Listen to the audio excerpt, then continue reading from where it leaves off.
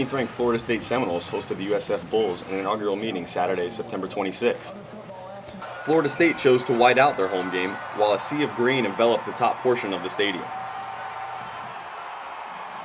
South Florida's defense would set the tone early, on a day where they would only allow 19 rushing yards from Florida State. Florida State punts would have the Bulls backed up all day, but B.J. Daniels and the USF offense would be anxious to take the field.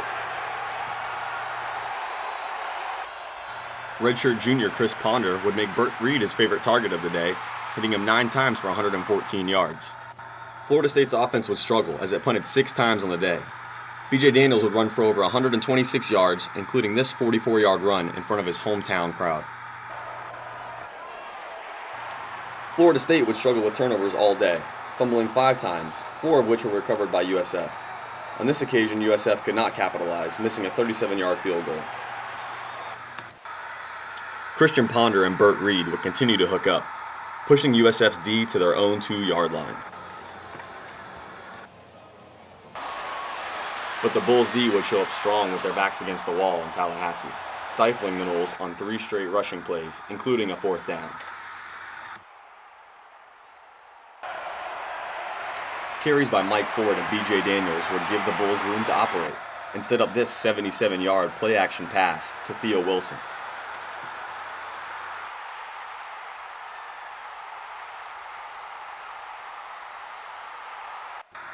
On the very next play, B.J. Daniels would find Ben Busby on a crossing pattern in the back of the end zone for the go-ahead score.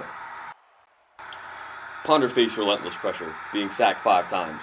His team did manage to connect on a 42-yard touchdown pass, only to have it overturned by a holding penalty. Another Florida State punt would have the Bulls backed up again inside their own 5, having them almost safetied on the possession. Just as USF continued to struggle with field position, Florida State continued to give the ball back to the Bulls, and the looming rain clouds became the least of the worries for the Florida State faithful. On the very next play, B.J. Daniels would hook up with freshman Sterling Griffin for a 73-yard touchdown pass to put the Bulls up 14-0 in Doak Campbell Stadium. Eric Schwartz would have a field goal attempt hit off the left upright as the half expired. The Bulls would head into the locker room with a 14-0 lead and the momentum.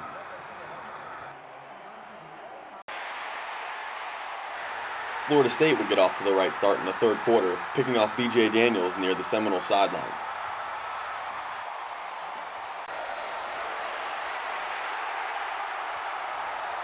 The Bulls' defense responded in usual fashion, and Florida State failed to get on the board after this 44-yard field goal attempt.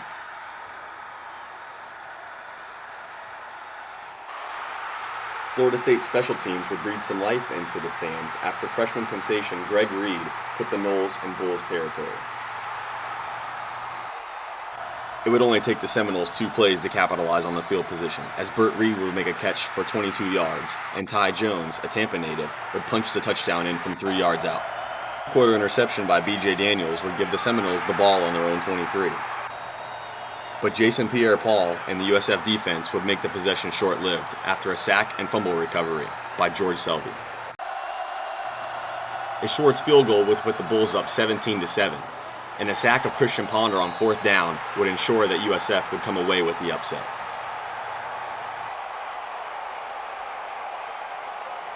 The whiteout cleared out with about 3 minutes left to go in the game, and the 12,000-plus USF fans descended on the bottom levels of the stadium to meet with their team at the players' tunnel.